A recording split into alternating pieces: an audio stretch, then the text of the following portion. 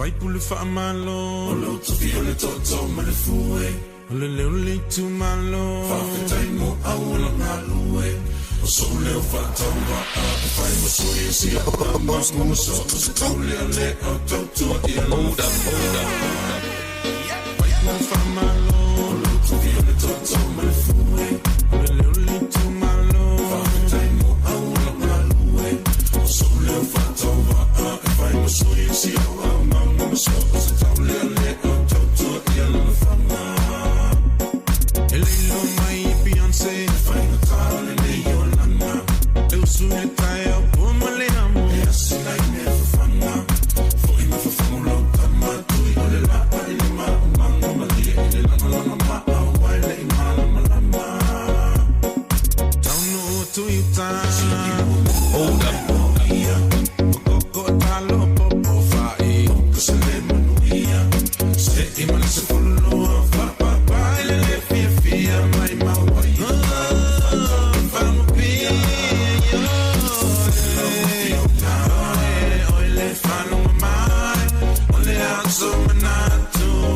Sofia, vai mai le Sofia, listen na ye fire. It's a tutte only my fia. Hold up. I'm a tall la phone. Say facing aluenga. I'm a tall sinna for pala. I'm finding me solo, a mí lo hice una fofa. Leo una novia, talo, fai male solo natao. O una italo, talonga, e fai te talo, lo so atao. Ai sei yo mo ai na pingi e la fanao. Oh, tomana tu. So Pena se lia na o mai lua, fai sa mano longa. Ala mai pili a tu, ele na mosta longa. Se la mai sale longa, le fanno mai, le alzo manatu, fai mai Sofia, fai mai le Sofia, le sono e fai ya, e tutte only ma fia, hold up.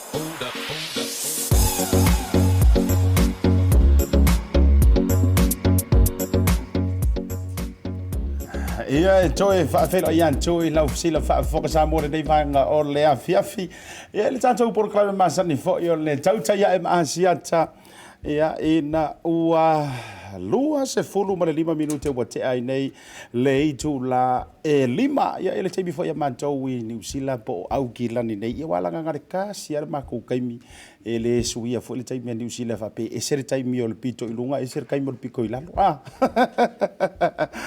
o folo fa ma fatalo fatu asianta iante oila fa so ngale nei vaanga ole afia vi malo le mai moa malo le onu sai malo le fanto anto malo fo ile te wantai Anton wa ele lava mai ngā luenga o le whatua e mapu mai ngā luenga sa e pisi solo ai i mati atu i maki mai ia ele ngante ilea o ilantou fo ia sa whenga i ngā luenga i fafo mai se la mantou New Zealand pasi aku lau ka avale o la se ki mungo ngi ia o ta lofa ia ilantou le ngā lue mai lungo le awara tele ia afa pe o le la ua manava ngā luenga o fa solo ina manava po nisi fo o le ua lungo le awara tele maloli le ngā lue maloli le tauanta ia e ameni nginga luenga ngi aso o e fia po e fali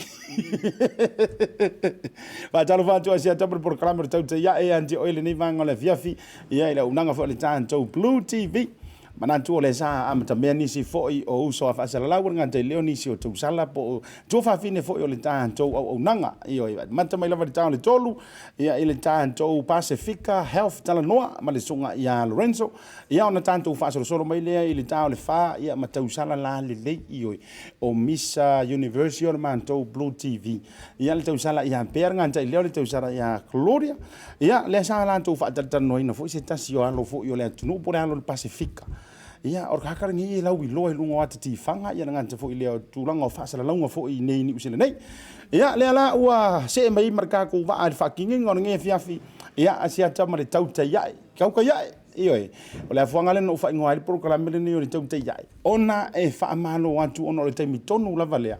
Le ua e manga va fa uai. Kua e kai lau pause le ngi yaso. Ioi, ia le ngantai lea. A fa pianga fia ngai o e mangi clients fo ie o tau ie. Le fa karakara ngoa ka ngaka i tonu ofisa. A fa pianga uma le hansor nginga o le au fa ki ngā uru ngā ua ia kia oi. Awa te popole, ia anu le fale o la ua mantua i vela mai le siki u moe mane. Ma se kuka manongi se sala, ia ane tinampa o le tama, ia ma le whanau wa o langa o le utu ua onga. Ia no ngoinga awe ke popole. O isi au ki uke ia sa e aku nganu wai le kele o kaimi a o a ele a onga. Ia o la ua whaia uma le whanau wa onga. Wha malo le ngā lulue, wha malo le tau wa tai, wha malo foi, ia le lava papale le nei aso, malo foi le pale.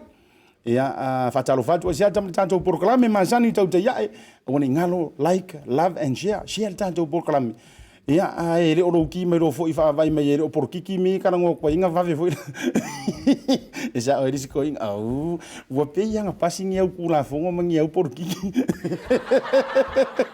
ai le longa power por kiki ke ro or kiki ngor poro io kingi fangu ko fa ia so taro fatu ia anti o ele veto e mau mai tanto proclame fa malo le nga lulue fa malo fo ile no fa fale awoni ngalo o le ngofo fo ile fale ri o nga ruenga fanka io tanto ule fia fainga ruenga aua tau te tau le pua ma tau la foma e la kuvo ile le la e fa iva mesilo o makua le fale posi ko inga nga kele le wa kala mai fa mai e ngo walu ka ki i mi ki fure le wo fo me ale ase me awoni ngalo ia tio ele sili le ta ile tapua o po le atu no io ele sili fo ila nga ruenga nga e ki ngai ia ile nga ruenga le ngai ma ko ia ngo fale ai fa mai o ke risiro makua nga fa nga ele fia ngo fo mai o ile fale o ro on ka fe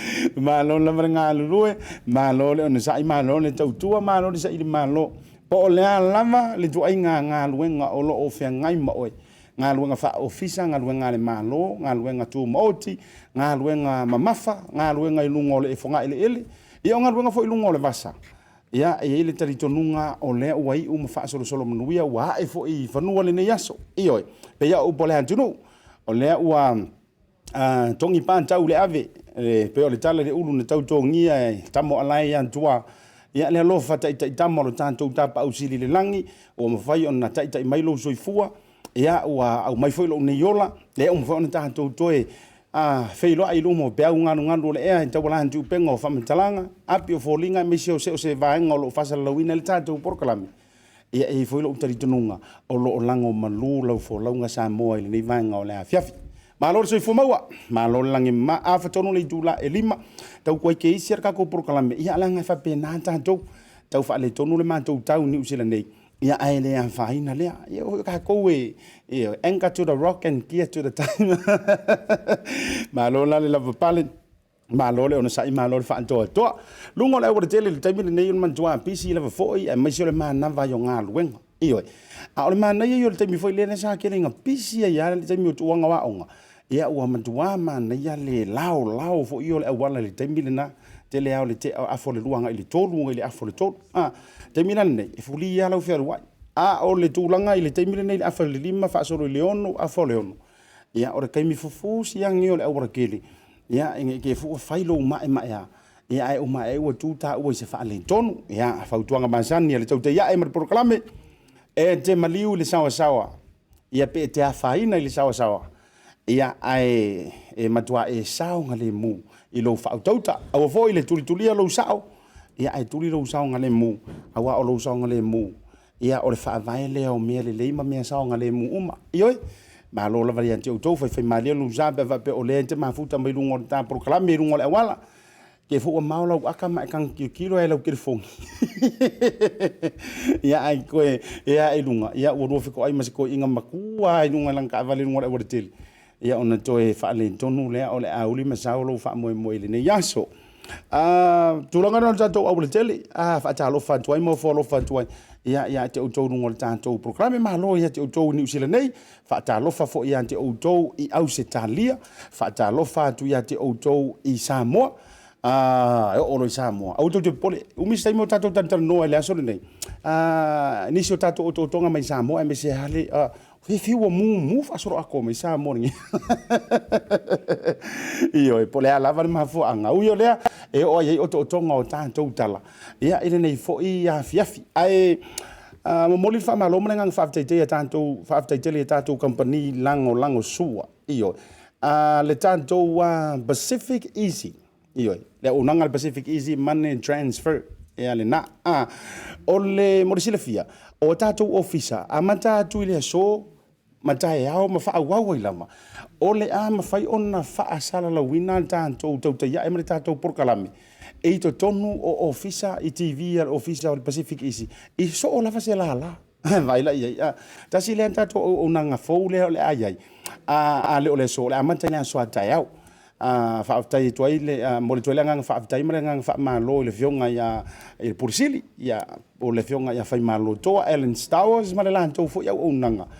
Ia ole afa peke ala kula he la foro kupe ai uminga nga ngofor kiu ma kurki e tele to pole la wala ngale la utal tal no atu falta program ia ma maka ma kere me ya ukala he tia wa ia nga tai le o nanga tanto wa mo ilanto e le osile fia ina le tulanga ia le Pacific Easy e mai so lanto no voanga ia isa ia tato Samoa ia waka ke yang usilangi to titi ai lo ma ka ko ai mo Samoa mo tu tele sala fai o sa vai sala longa le tato le sitato official na ia sala longa fa afsana i tonu lo ma le fretu pe fo ile ale ANC bank e na ile tulanga le ile ma ke ki fo sala longa le sitato official o sa vai fanga malo no yo le tu o tani na Pacific Easy o ki kilo kunga Samoa Post Building lo no winga o le no fuanga le na ia le fremeli nai fanga malo eu ke ronga o sira fia o ton nai malanga mai ma papa au inai li tuatan o inai ya ili si tanto ofisa mo o ele ke kau usua e pasi sal longa ai ngalo ai o ngai ke kwa o i mar Pacific Easy ngai fanga malo marisa tanto la o asau le si ofisa li tanto Pacific Easy nai ya sau tui va ai stores ya ele tu tau fa ai loina ya tu langa le o nanga foi ale swafale nei ole au vai tui vai inai ia sau ia mo ilanto sisifo longo winga ya nga ia au vai nga foi lele le nga vai sala awala sau i fangasa sa kaua i o papa sa taua fale a lupo nge yafu kufka foi fale lima fa solo joina longo winga e te lanta la inai le vai nga lena mo tato office upolu ole Pacific Easy o polo i savalalo lono winga le tato ofisa utule na ina lalo tonu lava foi o le DPS building le nai so o male makeki foi le i kamare sa ele furi makeki le ka ko furi makeki pe ale sa tua o male ofisa fato anga le sa fata ia foi ele afin na itu sanga wote pe fa sanga ia tu le tua le tai man le tato maketi oia nala ye lisi tatu official i muri vai Pacific Easy le nai muri vai tu le loto hall i muri vai mana tu le hall le sai ngofo le filo i moso ya so la ya le la wa suia lo nai ngoa e le tu le loto pe ya kamanga le so o mapingaki umalana tala lau tu pe nai le lana ya feko ai lo e markale manga ya pingaki iyo ia le se tanto la i Vaitele market por market le nai Vaitele ia o sila fia uma lava le to tele a mesi o to le anga antu i fale la tai arua tu anga i le atua ana a fa pe ke le fio o ia pia o ngor pef yang ai li fore ki fa pef i Vaitele ia le tanto official na i le Mona Lisa complex i Vaitele o te tala mai le tula a fole valu le tai au se pa ia le a fole tolu ile fiafi tau fo tulanga ia official nai Vaitele afa o le valu le tai au ile afa o le tolu Monday to Friday o le aso tona a fole valu le tai au ile ta o le sfuma le lua ile uli o le tanto official au tu ia pia le i savalalo te tala ile valu le tai au ile fa ile fiafi a songa fua ia sofuraili ia ai tau le vanlu i le tai awanga i le afo sfuma le lua i yaso dona i te tasi. Taimi nā whaatulanga ina ngata i leo tātou official Pacific Easy momoli na le ngang wha malo, mo le ngang wha taitele, i le fionga le lipule.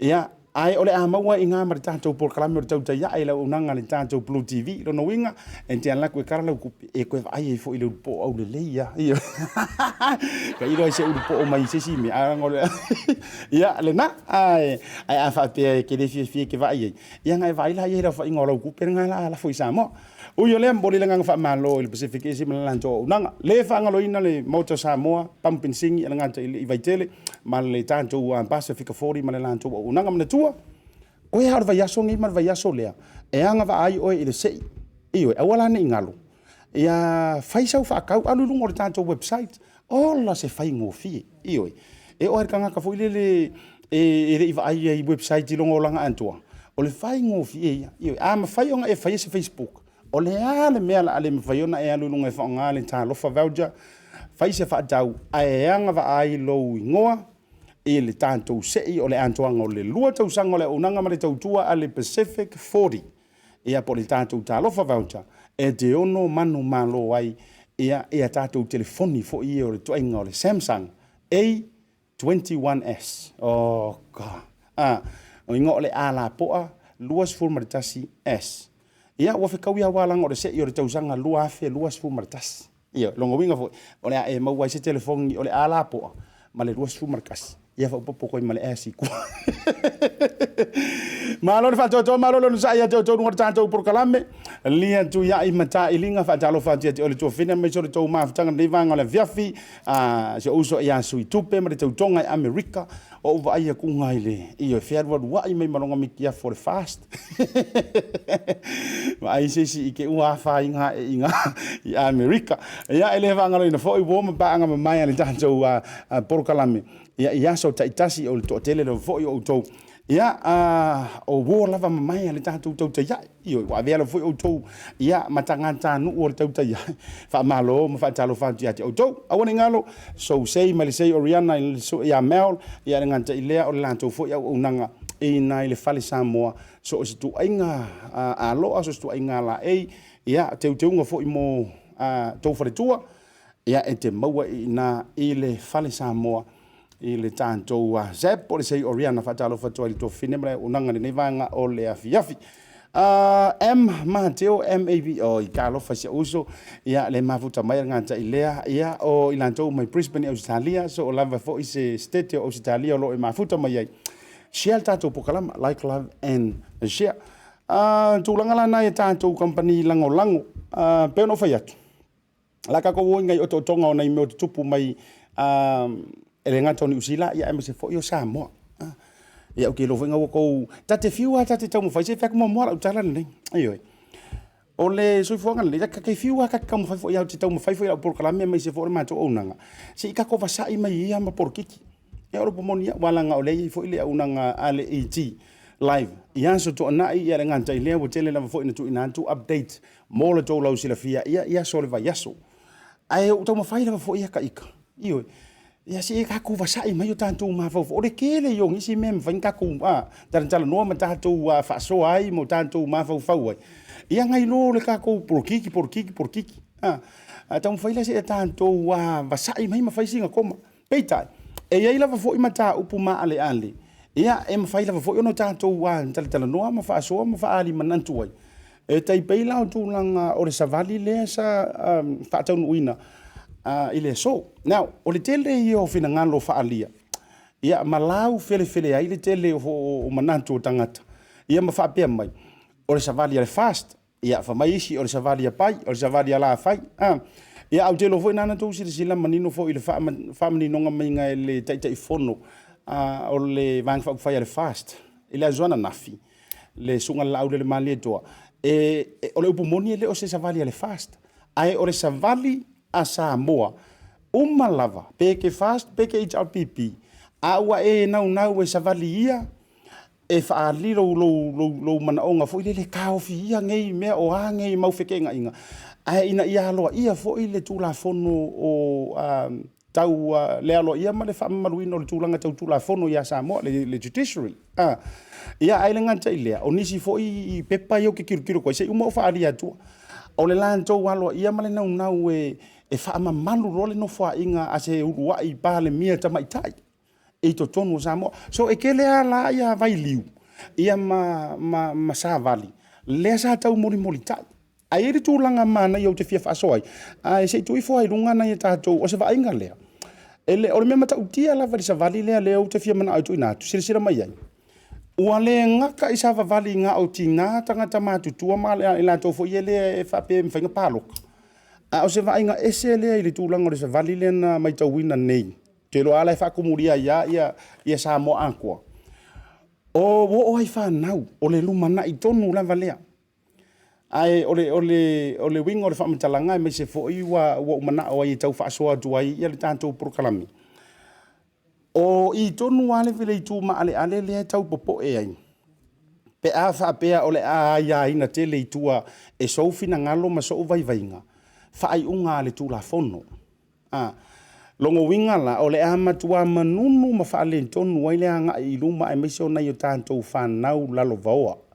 sila mai o whaasolo tu lava tātou kilipia o le tele o fio anga vai o le sivaenga mata i tuina le solo le nei le aso le nei aso ua solo umaka ngaka uma ia wanu lalo uma fau le winga lo tau mawhai a tau whai awangi i nge ieiso na i tu e tau palaka ku le porokiki le winga o le whamitalanga le tau vatu ai ka ke fiu fo ia tau mawhai e whaafesenga lo tau mawhau ia la ngai tasi ale unga antoanga o le nei savali wale lava vale atunu ioi o le nau ta inga ka kia ia ngi fainga felafo inga ai oi fo ia ina faile parliament ma fai se tanto fainga malo o nga ua maua le nung mera te tau na fai ai ia ma le tangi e tangata fa mole au tātou te nau e bend o le upule o ke fai kau ku isi o ilanto au le tau mo fai e fa pi o penga ngausi ale tu la fono ia na wa si la fia o ia malo fina ngalo fai to atasi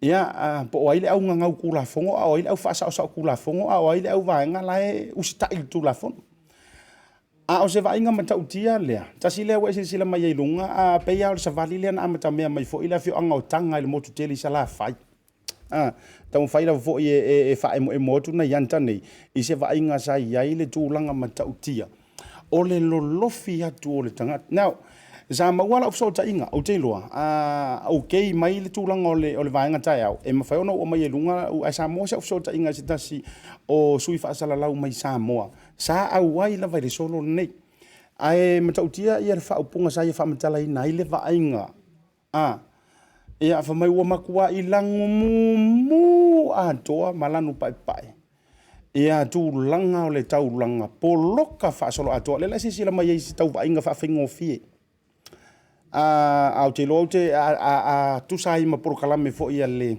sui aso upolea en pono o mai tai au lungo la por kalame fo ile le tam fai tal noa i tu langa ia na o le solo te sa vali o le file mu o tu langa na le wa sila mai ai ia por loka ko fo mai fam talanga ni so ila to sai sa sile nga o tele o isfar fenga ruenga sa va ve mana va e o to tele fo ni so ila to ia ngale o e whainga ruenga. Ia ua loko a pe lusia lantou ngā ruenga. Ai o le lantou mo ngā maro lantou nau ta inga. Ia ka o fi ia ngei me whai. Ioi, aloa ia whai unga ale tūla fono. So they were purely walking to support the judiciary. Ia, ma le constitution o a uma tūlanga wha ale tūla fono. O le aunga lea na sawa vali ai nei tangata nei. Ia, paying off work.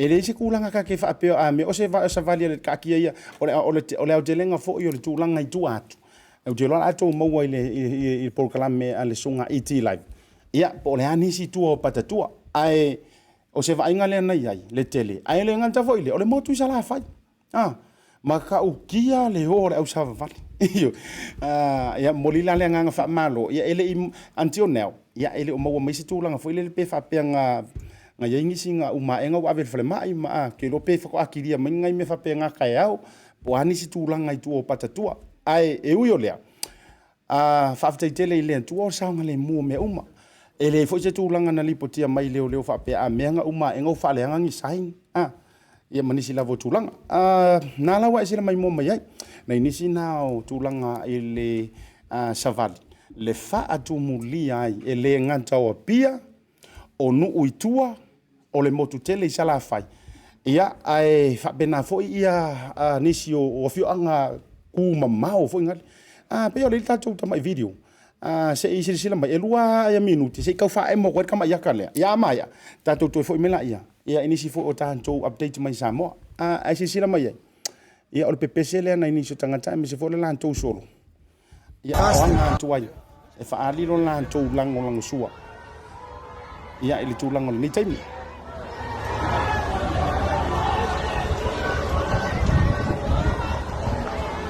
Good on them, man.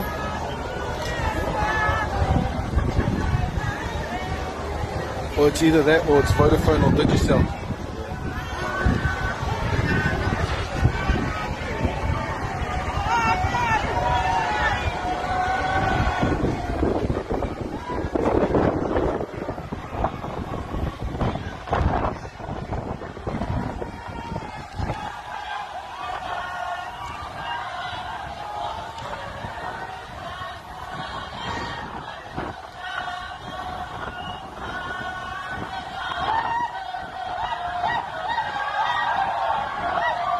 Live in Samoa, people marching, celebrating the first female Prime Minister, whenever that happens.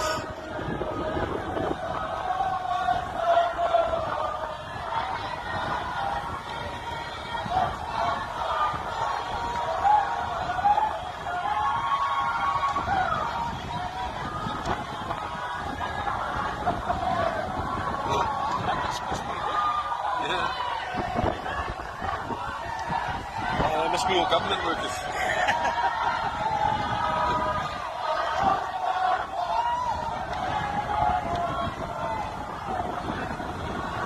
There's a big sign supporting the judiciary, supporting Fiame.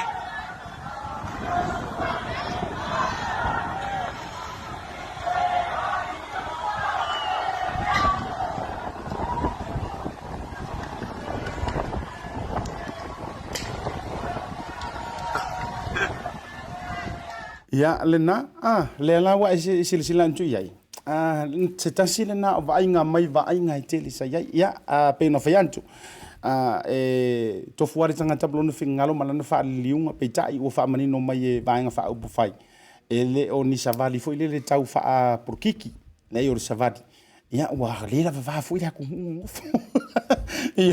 o le la foi o ya if you can offer fa karise if you nge can offer fa karise se va inga ta o le ke mo ya pa wa me so o lo ku dunga e fai vanga foi fa fa kare ki o ko lo savadi ya va penala le nganga tu ngale tu mai ya ta tu ta lo si ya ai tu tongo se moi fo ya tu pu fo i se ta tu pu lelei ya ngausia fina ngalo isi o fa nganga usia ya ai mo lo tu fa mangalo nisi o le fa mangalo ya ai mo fo lo ku mo wala lo nisi o mo wala kel nisi no tanto tato me tu la ia nisi o poroketi ale malo now out na noi poroketi malo esen fuanga wale van fata tia mai ma fata fa ya mai ya o le i fa ya fo fa nga palo ta manei ve singa lo yai le sole na te tala ile fale onga ale afio anga o safotu ya pa ya wale fio o sa malau mala te poniu mo fa sa fa ya ai me se fo yo le la ta yo le le tu ya lau tala inga la vea ya ala fala fa tu na o le lo mayava ya or kamale lenga fa ile upu fo mai la sala fa ya so ta malo ya le lana te tala lo ia ile so le lan to fale onga ya I polo keti fa nga solo le tanto malo Samoa ya ilan lo fo yo tu langa o tu la I mai ile HRPP ya I polo keti fa wa le winga la fa mtalanga le la sila mai ya ai sa tau la mu ai fo I male lango sua le tanto Pacific isi fa taitele le fionga ya fai malo to ya mana tu lengo I kongwa le le tu la I mai fo ia pe malanga mai ia maswafa mai fo ia le fionga ile ipule o le tanto Pacific isi fai malo to Allen Stowers ia te loala se tasi te le fo ia le ao le sosoninga fo an le Pacific isi ia e tau wala tu fo ia inga luenga fati no le malo ia fa pele lango sua ma le sosoninga mai le malo Japani Ia le sola le sa va ia fo ile fia sang fia na fa na wa on. Ia o mo la tu fala ngofo. Awa o ana nafi le sa fa tau nu ai ia le tala ino le fala on ala fio anga sasa ai. Ia fa be fo sai pipi ia wa fo ile fio la inga taulangi io va fo anga me tole fo. Ia ala le tail mo tu fitala ia sengi le pule tu. Ia malu ia sa muri anga.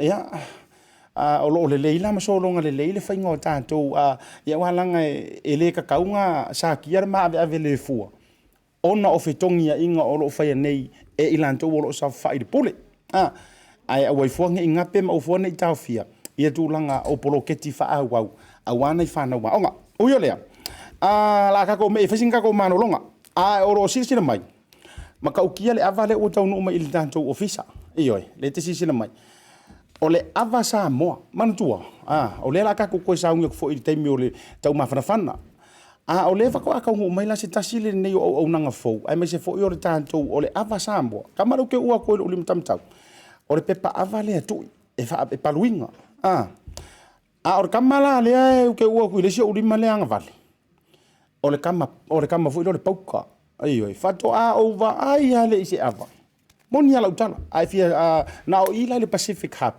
il mato officer numero Eva 9 Jackie Street Manukau City e ke mawai la pe fa pe wa ngau kele ia me se fo yo tu langa ia ila jo lo fia ngai malea o ino langa no o me se fo yo e kalisia o le kamalalia o le pauka wa e sila fo i mai mana tu ina le susu pauka fo le le nga maka mai o isa mo ya so ya ke mi fuka o mai le fa tamalalia o le wingo la utala ele fa nga se fau po se i padua nga uma fa suor kangwa iyo kangore ka kala lunga ai le lingi lo iai sa veu ia pe ia o le iyo alta aper kok palangi fo ile ko ngola u ki vai vela tulanga la na wa sila le maka ukia le o ia ile anta mai ia o se tasi fo ile o tamari o se taimi o to fa la utele atu peitai fa singa ko malolonga a foi mai ila u malo o le tinapo le faletua ia Sofia ai o lo te le lava se vaenga o le amata le tala noa iai e tu sai o le tūlanga fo i lea i le fausia ina o le malu tampu ai fo i lea le katoliko i le fio anga o le pea ioi le pea ma vai kanguku ia wa fo i le fio o le faumunga kama paama o le la uma mai al malolonga le tanto fa pitoa me se fo o singa musika e lue lo kingo le vela e fa u mnefia foi mai ia ma ora ma fa tal nonga ia ai mai se fo o le e sila fia ia le fina ngalo sa fo i o le fionga le fletua ia po le tinama tu fo ia awase mele le mo oi ia ele le uma mo ka ko o ke res fa sa upki o to fo i mai ko fa o ka ori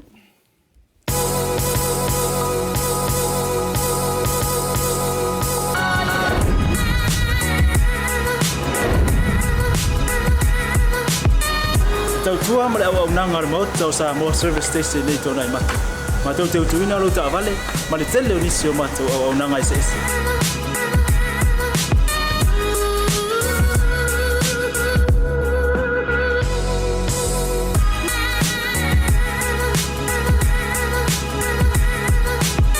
Ai le ngata foile, ma tau te seake ina fo ila ta vale.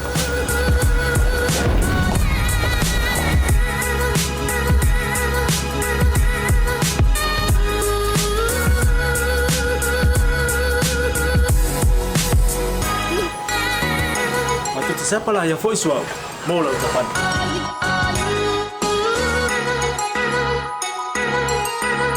Afai foi vai pa olosa.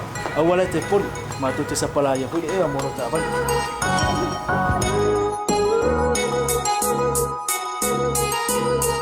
Molo no posibilidad. Mua, tapela ucapan le peaut. Lua, tapela o telefone ni time utu ina le ucapan. Male vai nga mulu. Mana tua fo e matua i fasa ina lo tau maftapa ai no fuanga fa pe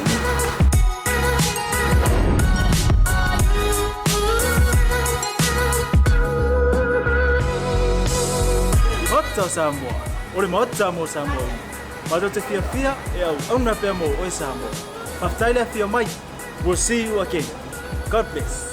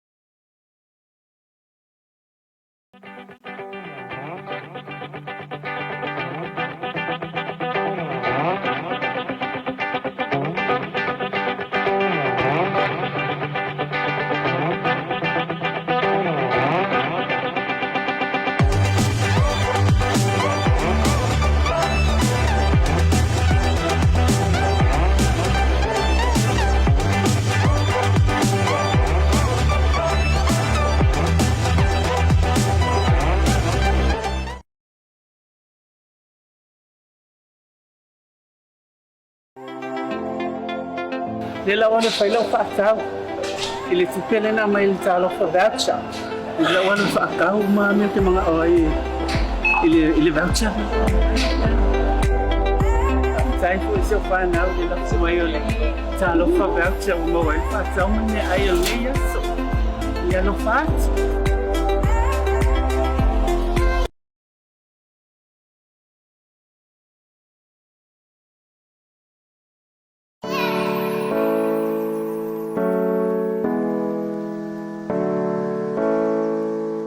Welcome to the Pacific Business Hub.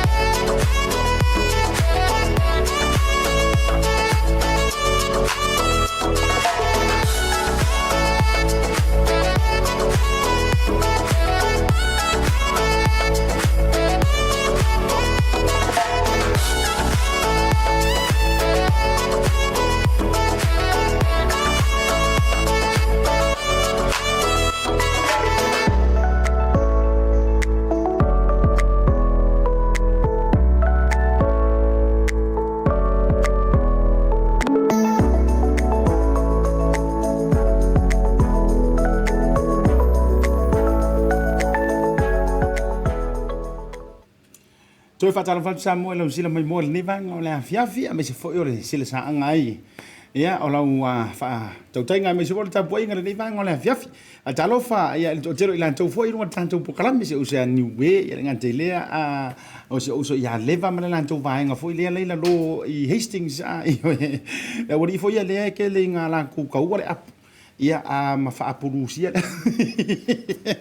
ma lo le nga due ia ma so se tangata la fo i o lo ma wole tanto por kalame ai o le te malanga mai Samoa I malanga fo I o ngaruga fa vai taimi ai me se lanto ni New Zealand au se talia ia fa talo fa tu ma o folo fa tu fa le yo na valava o le manuru ma ku ke foi wa sau I so nga via kama mama fa pe ai uma enga wa ele pe ele apu ai ko pe ele va le ko ve o Samoa ma a talo fa mo folo fa tu proclame TAUTAI ai ma siata ia ele ne va nga le afia firungo le unanga le tanto wa fa le fa sala la le Blue TV like love and share afa pe tele I like le tanto wa Blue TV ia ma le tanto TAUTAI ai ia ngai kango le no Facebook o mile like so se time ia la la tu tanto wa fa sala longa me se fo tanto programi ia e kire ka ofisili ya pai mala fa ye share ti oi o le a o meki le fo ona kiriki ya ku lunga o lau telefoni po o lunga o lau laptop o lau computer for me lisi lo mkua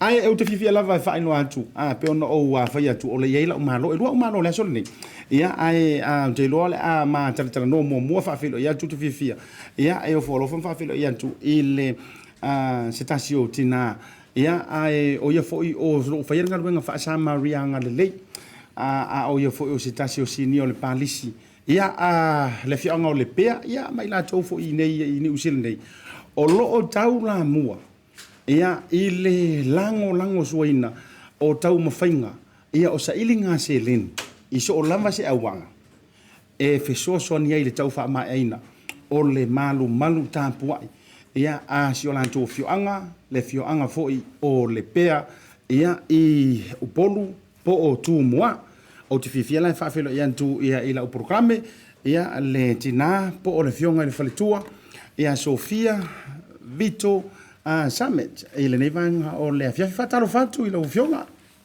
talo falo fionga ASIATA fa tai mo le opportunity tai mo le avanoa e o vai ku ka malu le ai o ko hinga ke ngai malu ai si ko fai ka ku o foi le nga o fa alilo la e lo por kasima ma dia foi fingalo ele o la ai mai le la ai kaungala ai ai fai singa malulu Ia fa Americana le siko inga o le la i sa o anga or kau ngai i oi. Ele awala nga fa le tonu. Yo no winga po ia fo ia inga se e me se fo yo le.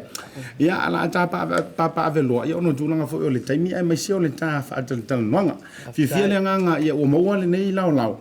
Ia ta te velo ia me se fo.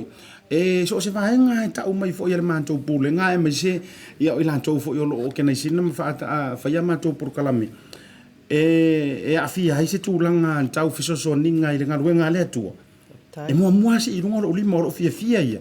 O te whaatala noina ia ma watu o le alawa se au ala fo e mawhaiono o whaia. Ia e tau walantu le whaasala launga e me se fo le nei tau tua. Ia e moli ai le savari e me se fo i o se whanonga. Ia o whae pai le mai moanga le tātou watunu. Ia to tele la fo i lanto e lanto maua le tā whaatala noanga.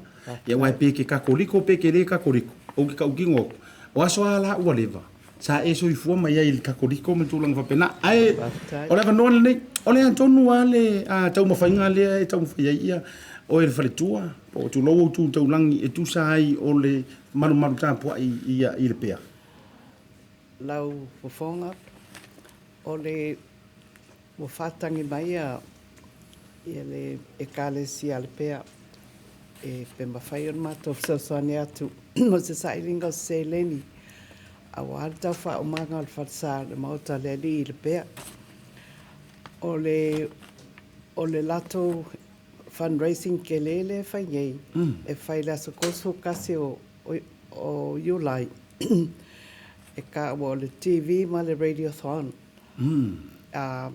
mo lai au fia o mai Samoa sa vai mo podo Whapea fo i Amerika Samoa. Laua o loko ngā kasi umaka kalafso soangi a kiei e o le fwoi lau whakangi mai New Zealand. Ia le lau ke kamawhai e whailo aku i le paia ma le mamalo o a inga ma uo mai ma sangi ma le Public New Zealand. E lo whangia mai whakangi aku humbly ak whakangi aku se soangi mo se mo le whaumanga o nei tau whainga o le whansal tato ali. O le whamoe ia umai a te sema e kakalaile le whansal ai wakile o kusa o valsfut pasinge ua maia ua maia ma o le kupe foi waluai as o mai laso ivo yungi kusa e iwa milionga 0.5 Samoa tala. Iwa desimale lima. Iwa desimale lima milionga. O uma whanga. A le kupe le fia maua ngei a umai. Ko se 2.5 million. 2.5 million le fia su. Tala Samoa. Tala Samoa. A o le falsa. O le falsa ke le falsa. Qua au le lei fo le falsa. Ai o le ngaluenga e kangi lima. Kangi lima ngaluenga le ai mase ai kala full bank. Wow. Le ai mase ai kala full bank o lako karikongunga. Ia su elava po le are ki ngainga. Su elava kupengei. A wa a fai ai le ai sa ai kala. E malili waku lako mamako ai o mai whangau kaukokongi ele whekaui. So o le mea le o ki ngā lawari ki ngā mare o le sua kupe ai o kau mawhai lawa lako. So that 9.5 million, the bulk of it, ngā race lawa i Samoa.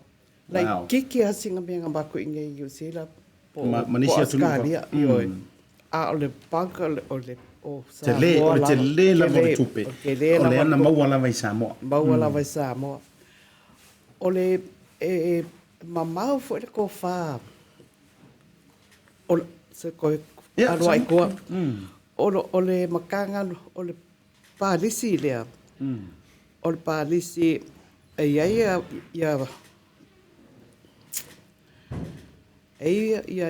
ngu nge ia la fanga nge ia ko palisi o Lepea, o Vaitoloa, Lotopā, pesenga, se, tuana I mato, malafua. Paunga o ala whangai kongo pālisi lea, al pālisi foi lea. E lua au loku. O le au loku o le valu. Ma le au loku o le fiku kai au. Community o le community o le 8, ma le community o le valu o misa ka I asasa. Ai ngā lulua whaakasi umana kou mo le whaunga o le whalsa. Ko sanga a makala ngā luenga. I le ia November 2014. Le lua afe matsu. Lua afe se wha. Wow. A makai ngei a lai ka mawhaia. Ai le I ai se aso. Wa ku wan ngā luenga. Ngō wale ai skupe. Pau lava le mea ka o fiai ngā luenga o le kimu. Ma makangi ma losi.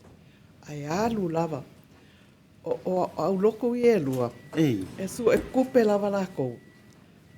O ngā whaapuku ada le kupe ale au loko ia. A kangi aku loa le komiki leo le project. Mo singa kupe. E kai afa midi o ngai mai kongo po le. Kai koru maa singa masa o kongo le afa midi o ngai le main. I le bank le o le o le whansa, o le ngā luenga. Ia o ngā whanga soro ia le o ngā luenga. Ma le whansa fo I le, ma le, e ma eo fo I le mamau ko wha o ngeka o alii ma alii e kongo le komiki le. I le oka inga o mea o oka kekele a mo le whansa. E iei mo meo wha malama. Ma le lafku ngei Samoa, ngei usira. O longo mo, whālongo kekele a mai longkonga. O mo mea o tiles. O Douglas firs before the ceiling. Wa kaungo uma kuai a mea ngai Samoa lawa kuku uma kongo o le malai o lokoa le. Lawa kuku wai.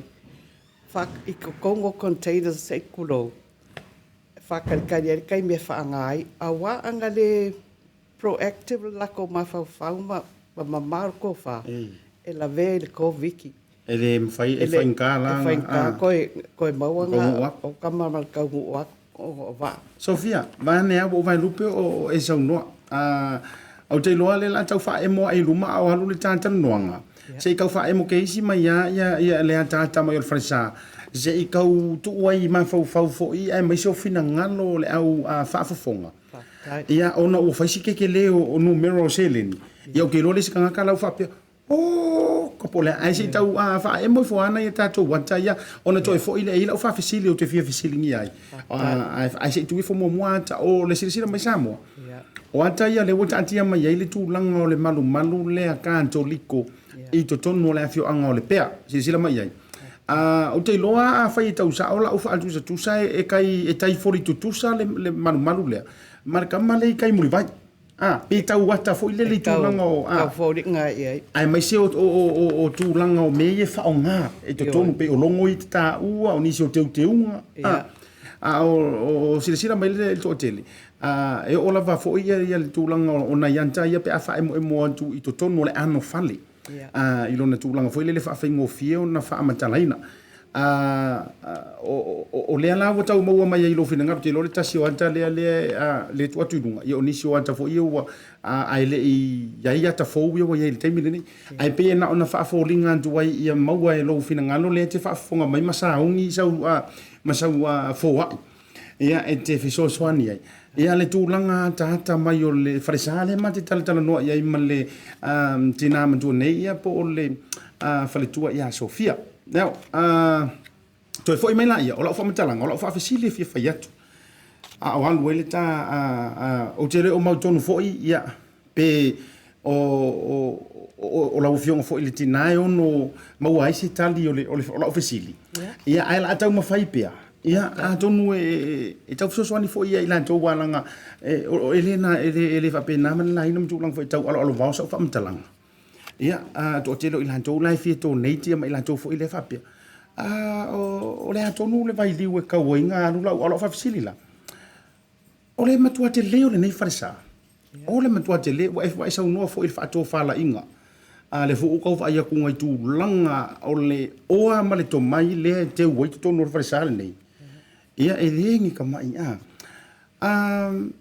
o fa visit o le hase tu langa wa fai welingi fa sa ke le lava fo le ese mai lo tu langa muri vai pi le se fa sa au tu ia ese mai singa ka mai fa sa fo le ke lo fa be tu fa se furu miliona le uti tilo ia o le mafua anga i tuan tole nei farisante le lava wa e to fa e faia se farisa fa pe ngi Lepea fa time of city o le malama ale palisi lava ale Lepea ia la ko ke faua se me sili o ngale lei mo le ali sili ako ngale lei fau ka ko fale ma ko i fau fa mangai ai a fa sanga fau le fale le ali ia sili a koe ro fale uma.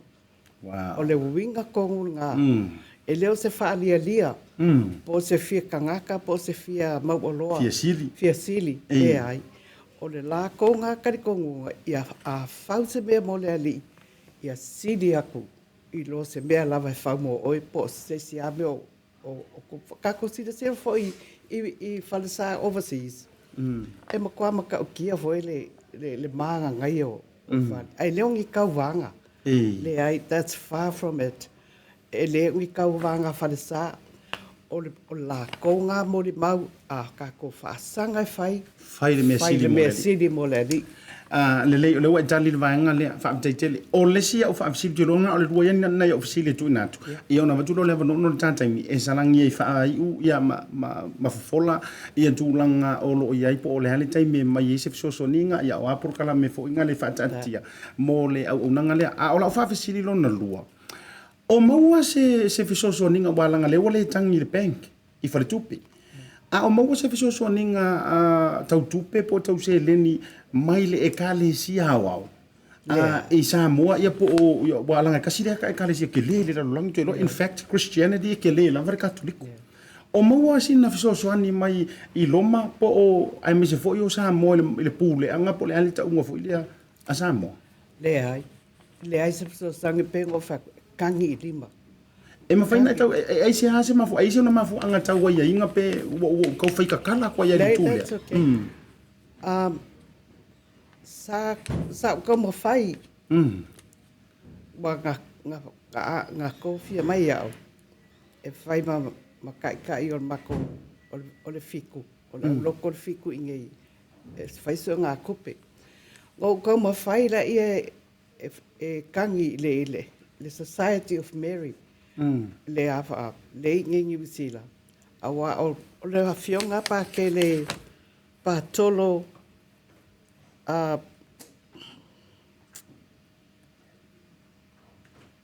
Matiasi. O le parish priest ka Lepea. Ma o ia, o le member o le Society of Mary ngai. Ngo kau ma whaile ia e whaakangi ma te soangi o whaake ele o sira fia pākere.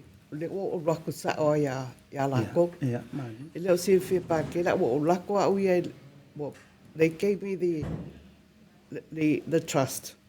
Okay, kau ma whai e su umangi koe ngā a wala ese. Ma wa koe sef soangi. Le alango whaakangi ai. Ele karia. Oh, wow. Ele karia.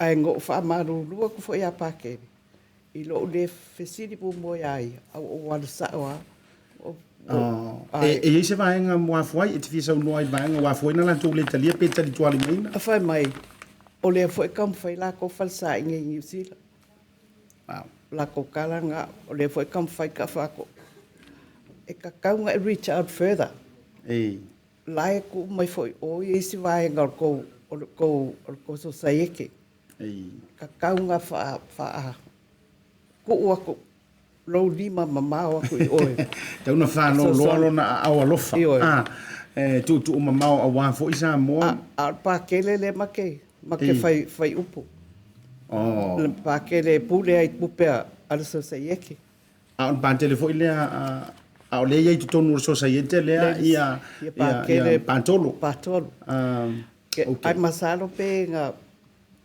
le lo po le maria pa ke le lo wari ai ai wo fai ala kala nga ko fia mai o ke fai o ke su e se awala ya le wa man dia fa tu tuanga ya fai so no ai se mai nga te fesa no ia o pa ke le o kai ka mu ko le falsa ela kiki lava fai fe au ko sei tu lo o pa ke le Ricky Bernard a sila ia ele kiki as kama o kulolong ko finga a le fai ai mo pa ke le fai ai o ia foi lang fai le cathedral le o ia i tai muri vai kai muri vai a ola al kiki lo ke langa duele nge le pea o mo ko ai ave o mai ai longa ko mai o mo ko ai ke dei lo pe ai sa a le o me foi la o nge ai o camp le foi le foi nga duenga e fale o pa ke le pea o se Samoa ia patele le o pa ke o Samoa e taua ia malo fa tai ai kiki foi sa nge foi le sima ko fundraising tala vou ia le fionga patele le ina fai pa mon mole a ole ese que o mai o fai fe au a pa ke pa kolo o ia nga kuka mo la fai nga do nga le wa camp o e nga lu mai le valu kai au ka se fulu le po ko o la nga lu e la ko ama nga wow o le ka mo fai nga lava ia ia fa va vele ia o kuri ate semba wa mai ate semba no inga to e fama sina ona fa ur fale le ma o musale malu tapu ngo fa tu la mtango le tapu fa tal no ngal lu ofisi ala extra como lesia o kasile ala ngo botau wa watu ila fa longo ila no wingo lo zau no nga e maka ukia ku kamale we le pea ngai lor kamala yo muri vai ili to mai langa le wa ka wa le to mai o le wa sa umai longo winga ilawa mau malau fai tau fo yai pe wo pesta ku kamale long fausanga la mau nga mau fo nga le pe ya le na ele vain la orificio la le tolo ai la tasi le mau ngaiolo avano muli le o le hala le tulanga o la fa tala ula o le atonu le fa fe ona so ni mai nei tanga to je lor to tele na isa maria yo fa fonga mai ia ona ua ulu mata fo lau le fatu le wa e alanga ina le nei fiafi ia te lo ia ia tanga to le a wa la to fia si la fia o le ala le faingo so ani ko na e fa kai lava okay ai o ia kus mo le mamaru mal pa ia o ka ko ngi sila alo fam so ange mai le ile ngai kau ko ile ali a fia e forms ia ka o pledge forms le ko kongo le ya le la fa le wa to iluma e uma fai do to le iluma ta screen o pledge forms la ngai ai a fia manga o le a finga ngalo e fia manga se pledge form anga vidi mai le ya ke o Sofia il California 09 Oiva 5211 lima lua tasi ya lima iva e foi lá le email a masalo se o la kunga mai le email ila fionga ai fa mole o le aso kosu kasi o you lai e fai ela le telephone ma le TV phone nga i Lepea o lau suafa malau mea lo fa kope malau foi fa kope e lau fai loa ko le TV ma le radio ai e ave uma forms nga i Samoa ma ave uma makupe i nga lau e adwa las ko nga ya ko nga ana mala fiafi o lau ya le ma aula kako kungu e ke kangia kulava fa mole alo fa mai o le kopso srangi foi le nga mau ai kako bolse sa fai karuai kele me nga kokongi nga fai kako le si part of the ceiling ke fai kako ia le si kongi nga fa malama e kupe nga mau ngai wa sa kupe umangal ma ko fundraising bomo Se lau lus fulu afe profit. Wow. That was the record. Ai nga kupe o mga sa ko uma ngai ele aves kupe Samoa. Ole afo ole mafaufango. A ave kupe Samoa. Ko au mai e ko yeme ngai mai mau kupe foreign exchange. Ya, wa kelele pili. Kelele pili. Ya. Ai a ku ingai nga mai alfa ku nga mai Samoa. Fa kaulo me. Fa kaulo me ngai. Ese manga yo le. Ya, mana yel fa to fala inga. Ko ya ver kupe ko sau ko la ku wa kelele ma kupe wes. Ya, ono le tantai o te longona fo tu sai ma proklame fa antatia ya me se fo yo le la proklame. O te to mo se stava no el verso fo. Ya, o lo le ka au ku wa. Tonu te wale ma wasa tupi. Ia ai ole a fa ala va ai sa manto au onanga e to vala au to ai lau fio ngai te fio mai ole io o ile aso to na i ole sto na i ole so le ole ang fo nei ia to fa moi ia to ia so no e singa fa kala ikikia ia so no ol mako ai ngala au Vito Sofia Vito sa faila mako fundraising ile mole fa moi la van ngai le as ko ngai le ngamak ngai o le fia mo mori ko la kai ile la fionga ai o lupo tea ale presking le oats John Roach yeah oka se so angi mai ngai fionga ngai kamale i malanga kalapu nga manguia mako fa moi ma folo o le kupe umanga ba o pol nga e leo se kupe ngale a Vito ave fafso soangi o a le kupe a Vito ma le oats ma he o mga so soangi aku a inga ma wo ma mai masangi nga so soangi aku nga po va ka ngo tickets or ka ko donation ngala avele wow a pledge forms here yeah that's separate. Ya, mole vaiteli. Mole vaiteli. Mole to tele a me se fo yo Samoa le telephone ma le video phone. Ya, fa tai mo ta va no le fia fi ona le se fa ta no nga so ma ye to ai fa yo le ma fo nga ta mo le man to office nei le Blue TV nga tai le o programa le TAUTAI e ASIATA. Mo le nga fa malo nga fa tai tele. Tawia ina ia urulu ma ta fo lau le sa vali o le nei aso. Ave fo se fa tu pa u le fina ngalo. Ia furisa i fina ngano le to tele o le antunu o lanto wo e papa o ni me se foi onisi o tunu i fa foto ia o po mansania i loale i sara e lumoni e susu elo na fa malama matilo tilo i Jerusalem mo le ai pa ia o fe foi le le toloa e ma awa i le vai e foi o po fai le lau mua le ai le farisale nei i Lepea ma vai tanutu e te tele a pe senga e matua i le o o fe ala fo i te tele i fi sanga o aru lunga o le tau mawhainga o ngaluenga e matua antu lava i o tau ao mo tau lima mafola ea o le asa sa afa aunti le utu o le whai mea ea o ale nganga fiso soani ia ili wha moe o lea ua tau la mua ia le fionga i le tina matua nei ia Sofia Vito-Sumich ia wha manuia le tua i lo suifua sanga iane ai o le taia me se fo o le tau mawhainga ia e le tari tonunga se tu fatasi le fatua e te tupu va venga e mafuri maunga te tele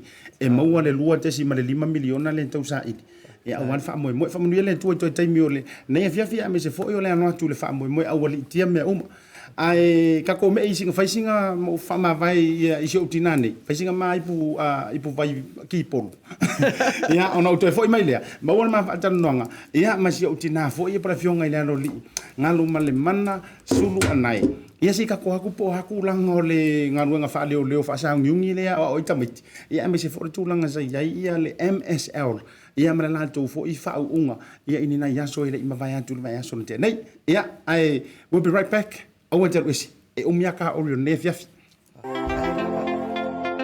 Le la wana fa ilo fa tau. Ile tupele na mai talo fa voucher. Le la wana fa tau ma me te mga oi. Ile voucher. Sai fu se fa na o le se mai ole. Talo fa voucher mo vai fa tau me ai ole ia so. Ia no fa.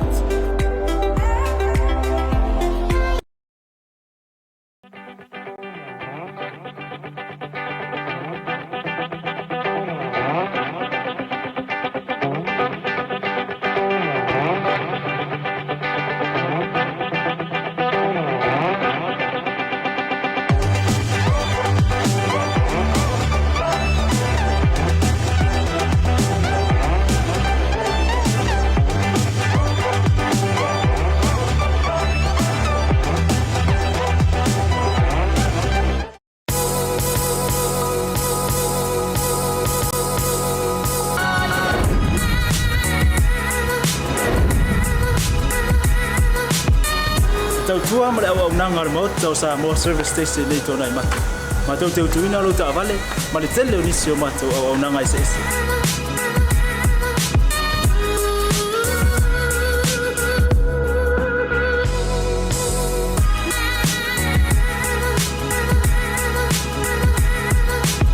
ai le ngata foi le ma tau te sea ke ina foi lo taavale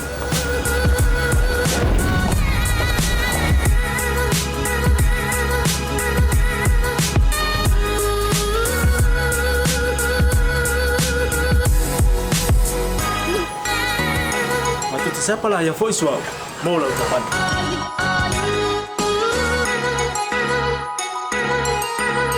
Apa itu yang vai pa ulusa? Awalnya telepon, matu te siapa lah yang voice mau lah ucapan.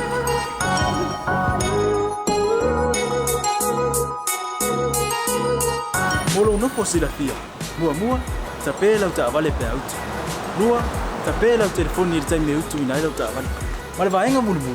Mana tua fo e matua I whaasaina lo tau makitapa ai no fuanga whapengi.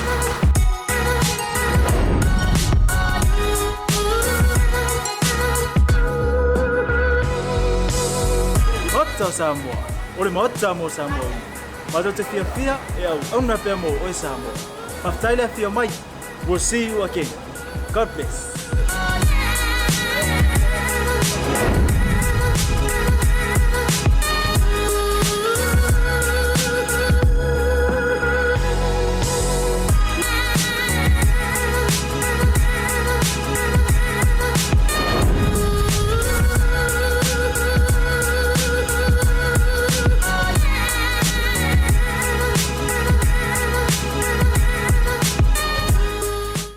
Ya, toi fa fere ya tu ya ilau sila mai mor ni va ngole fiafi malole ono sai.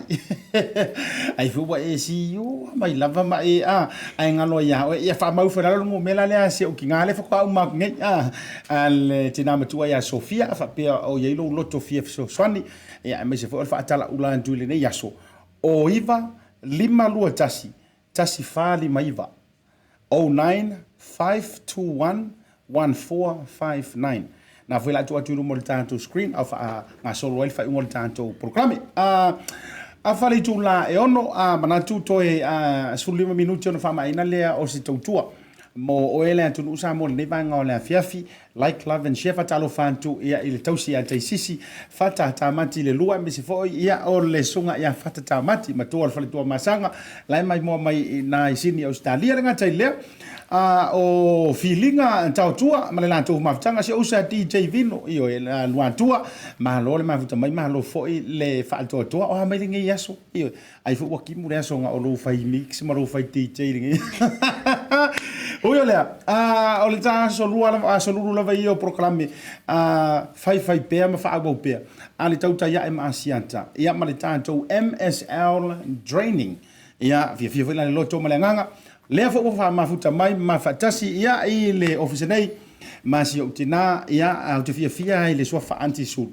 Ia wa langa pe e lata I fo I lo nei tangata ia ngata ile ia o le va ma tanto ofisa fa sala lo nei wa kasi le ki nga o prokalam le TAUTAI ai fa talo fa tu lo fionga ile lo li Galumalemana Sulu Anae ia o le Justice of the Peace ia o ia o se fai pisingisi wa longa ia o lo au na pe ma tautua o ia o se fai a onga si nia ia ile MSL Training po o lea onga fo I lea fa polytechnic fa kamai lunga umoloa high school kamai ke umoloa ngai fenga benga loa io e ma wai so kusi pas ia e ke aru e ke fa lenga me computer isi ia ma aru e sui vai ingu le leila mix io ia vai fo wola vale si vanga fa over ia va venga mo moe ia e uyo lea tala lava tatou te talie fo ile nei vanga la ia ai fia fo ile nga ngai fa fila ia ia ila ufionga ila roli nei vanga la ia mai ngi yaso ia lo man wia lava faftai tele lava ia faftai fo Samoa ile tau whaafonga anga fo nei ia fiafi ta mama tina fo I o le atunu ia e mei se fo I whanau na inga taitasi whaftai fo I wa tau whaalongolongo mai ma se I tal noa tu fo I le nei tu o le ainga o le a fo I se tau mawhainga mo tātou ma tātou whanau ia wa pe o le mea lava nā le wa wa fai ma o mai e fo i nei por kalame fo ia a ASIATA Salvation ina ia ma fai fo i ona mo se soani mo o tom fa now ia lena o lea ua mo atu le singa lutele sa fe ngai mo auto tolu e asu sa fe ngai ma fa unga graduation ia kama ho ngai ro faila ko pulo o kongi fa pengene be se pinge ia ma ofu a pese kimonga ia ele ia mo ele nga ia o ngai ke le fa ua ia ole la mo wantu mai to tele la to le fua mai to wina o mo mo wina o mo wala to ngalwenga le vela la ko saule si tu langa pisi o to ia ile a vaenga le ko ia e mai manisi o se vai so no la tu langa le siske puro mai tanto malo faftai o le matango fie faftai fo I whānaua le lato tau ma whainga foi ia wa o le wa umaloa ia pe o le graduation o le whauunga o se mea le whaatali ei mātua ia ma ula lole ma io e wai pe o mea ana e whaali e fia fia o whau o sawa una role antike vai sawa kai ia o kelera ngai kamai kai nga masanginga o fia nga fia songi mai o ke e una role kalo fai sawa una role o mai la mai kai nga e fia songi mai ia o mai pare una role o ia ai role a ko ala Mogo sai mai e pe mogo sai mai e pe oi ia wai pe o me tonu ana le o le faringa la vol fia ia e mbalo la va siata Iyo ia se isa no ina ole ale tulanga le wa yai ia le ko ele skalanga ia mari toi fa engo isi tamaiti ia po wa o mo mai so tanga mai nisi fo ilanto le wo ia la kunga wenga ia se fa so ia fa aftai lava o te fa aftai fo I fa na o le level 4 wa mantua e mata mai lalo le lona lua lona tolu lona fa ia pe o vaenga ia e le lona fa ia wa tofunga luenga I lato le mele le ia e o lava inga luenga ai to o mai lava e so ani nei tamaiti fo ia wa to e mata ia pe o le mea sili na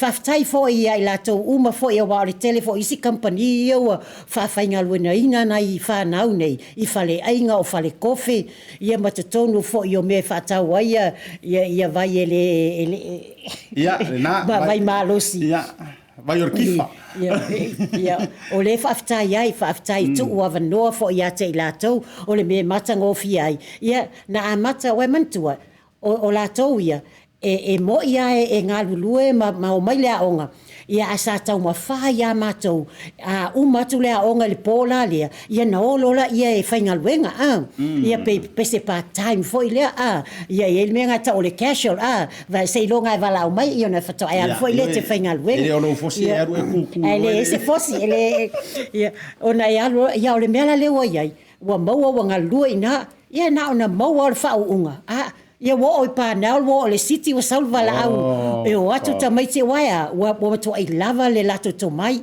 lava to mai na wa uinai ia male sosuani lava le work experience le fa alu ia pe o le mea na ia o le taimi la nei le foi la wa to e vala au foi e to fa tumu la le vaenga wa le wa vanoa nei ia vasenga e to e mai ai o na te no mai na te fa longo mai ia o na te babysitter te le o fainga luenga e te le a wala popole pole alo matua e te o mai lava I fatalia ma tong fatulanga oi sa wa o le level lona lua ia e mafaya inana a mata mai ai ia fai fo o ele sa e fainga luenga mo se hotel sa e te moenga mo sa e se fale inga po se fale kofe a wa leva ona tu ona sa o le wa faita mai ia ela ia se me o iai na wa ia nai tangata fo I matu tu e vai ta maiti ia ai o mai lo o to e catch up lo e ala fa to e o mai ina ia mo la le to mai lea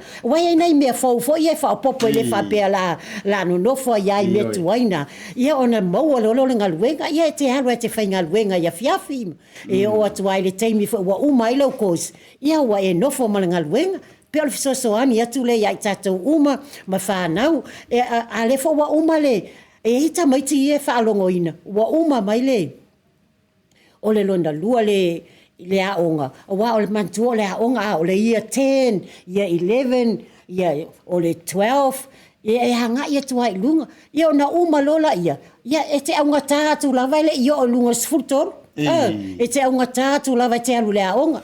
Ia ai sau e fisosoani o lo iei fisosoani mo o tau o lo to tele ni fai aonga o le iai. E tātou te ngā lulu e whaatasi a vatu ia te oele mea le lei lava ina ia e a matai. Ma ia iai fo i Sofia fianga ina ia awaina e sau ai toi nofo. Ia pe o le fisosoani atu lea. Ia malo whaafitai i oe. Mātango fie, talinga fo i e fia longo, ia e pe o le tala le maunga i sa la fai. Ia tala a ave fo i matala le lei. O le tūlanga ua iai le tau mawhainga le whanau e le nganta ia i lantou o lea ua mahea. Ia a lantou fo i tau mawhainga, ua whainga luenga. Ia a o i lantou fo i o le a fotua i mai. Ia e mai se la, se ua maa ia lau whalongo kui tūlanga fo i ngā luenga mo i lantou i e mai se la le hospitality site. Le ngata o le vaenga i whai kofe. Ia o le vaenga fo i lea ia i lantou fo i lea i te tonu o potu malolo fo i o whatari mano. No winga o le a maua le au ngau i afu. Ia no winga o le mana ia lau wharongongo ti lau saungonga. Koe o mai e koe wala a whai o le ke sau marau ngau i afu kuai fo i te. Ia ia wala wharongongo. O la ua sui ngau ngau i afu kai mi ngai. Ia il tūlanga o le ia e toi sau e toi whaatai tūlanga o le o so se ngaluenga. Ia e mese wai whawhel tūlanga le ngangana. Si fa tola utala le wai pia ke ringa kau alo vao ia ele to tele o nai o tatu tangata Pasifika. E o antu e toe whaatai ma toe au talu le tūlanga o le tomai. Ona o le whaaperitania. E se whaamama avenga a le tatu MSL e le tūlanga le. Ia, o le fisosoani mo i lātou, e iei to e tele a fisosoani a la a matatu. Ia, o e le whatau a sau Samoa. E le ile lei a tau toa lau nanu. Ia le ngā. A o la lava te malama. Ia e te sau lava. O lo to tele whaia o ngā Samoa i to tonu le MSL training. Ia e o le retail o lo iai Samoa. E whapena fo le hospitality. Ia o au le iai tonu le hospitality. E le iai e mawhai o na matou fisosoani atu ia te o tau. E mawhai le le iana fisosoani. O lo iai fo i le matou wha ingilisi.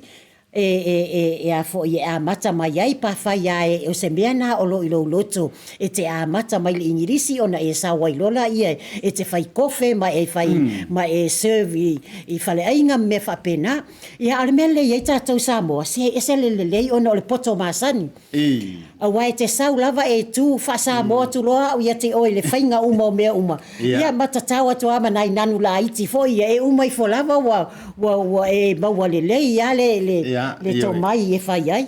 Na a va pe o levanga e fai ki Samoa e i maua foi le nga mo so o ki. O i to e maua i le fa le lenga o le fai ngora o ki. Ia va pe vinga o ki ngio e ko inga i o onga ia pe o va sumarie. Ia o ia o mala pa tu langa le o le a foi te le o le to ngore susu e aviton o le o le to inga i puti. So le e o mamianga. E wa ke wa e me ka mai malau fai ki foi le ke ringa ka ura vea i ko inga. Ia nga e fale ona me uma me tulang fa pena. Si ta me email tulang o fa fasili le. O le ale entitlement o le tangata no o mau ni usila e mafai ai ona o ina ma talia i tutonu o le tatou MSL training. E tulanga o pepe whaingaruenga, tulanga e whawhefo inisio la topena ono fo mau ma sitseni se e mwhena e saungoa.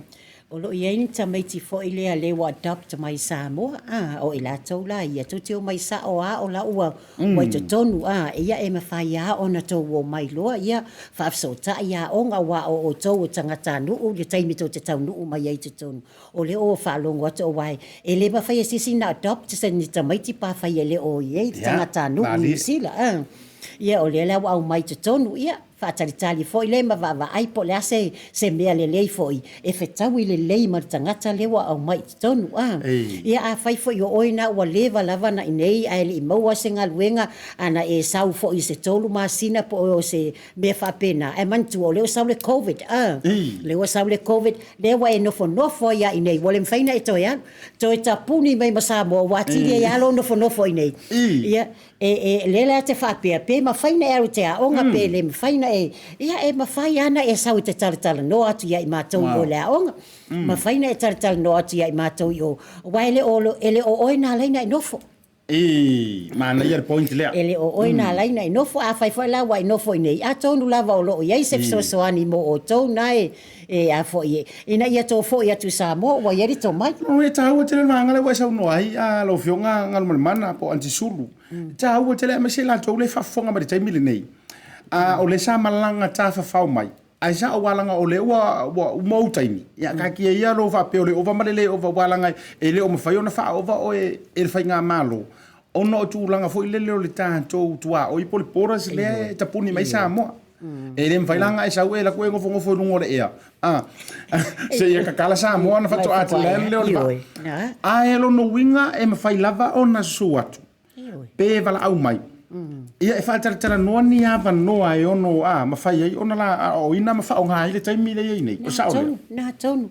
O le, mana e moni lau sau noanga. Wai man tua ele i e le o oina leina i no fo nei o lo ia inga fa ia sa ia fo i me fo le al Pasifika le tau ma fai tato tangata ina ia no fo mau pea o tou nei no mai o le no mai fo i o le o overtime nei ona o le COVID le wa ia nei o le mfai to fo ele mfai fo ona fo i o lai e le o fatanga ina mai sa mor to fo ia to fo i nei vai time o le la sa ia fo i to fa longo o le sa tatala no atu nei tangata o Pasifika fo i nei fiso soani ia na tu mai ia a tonu lo la a fai o le te nofo a wa te nofo ia i pea sa vali atu tatou tal no tatou tal no ia le na ono le tatou taimi le fo fa si fo le tulanga le mapurkalami a wana ngalo o le tatou numero le te vala au mai ai o valu se lau lua fa tonu valu 0800 22 44 38 lo no winga o wana ngalo le numero le e te vala o ila le ke ngofo ia po oi foi lea lea nga sau lea e mawala vanoa e no foi nei ono tūlanga o le whemalanga i ngā lai porokami ma Samoa. Awar ka whao vale maru fuar kai mi le si tūlanga ke wa awhiai. Kai mi ko ngwange o le piki o le kerifongi ia ono le watapuni la so atai au. Ia nga e alu le whatatara noara mta e ki loa le me o taati ele manuia. E lo pe ke wa sa uma le fa interview ngo e fa pe me yer pula o nga ma anti sud sa we fa ya o ya vai la ya wa tu te le lo le tulanga e au wala mai ya ma el manuia i ke wa ngofo ma ngumi lo wa kamai io ma wa ko ai fufusi wa o me tupu mo le ai vai nge se ipu fo ile le ya so yo te mantua ai ku nge ko ngor sefi e ka akia le whaunga. O le me toi whaunga tu, wo pe fua. Wo pe fua fo ilele. E vai dar ka mai ngai ke ngofo mo ima pe fua. E a pe toi tau whaia kunga wa kau ngalo. Ya wala ngai fa pena e te tau ana practice makes perfect. Le no ko ke sa fai mai. O ele si kanga kala mo mia I ela ko e fai ngisi kulanga o le hospitality. Yeah, you never know. O le ali tulanga. Ya ono tata. Fai so no nga fai o le tanto website www.msltraining.ac.nz.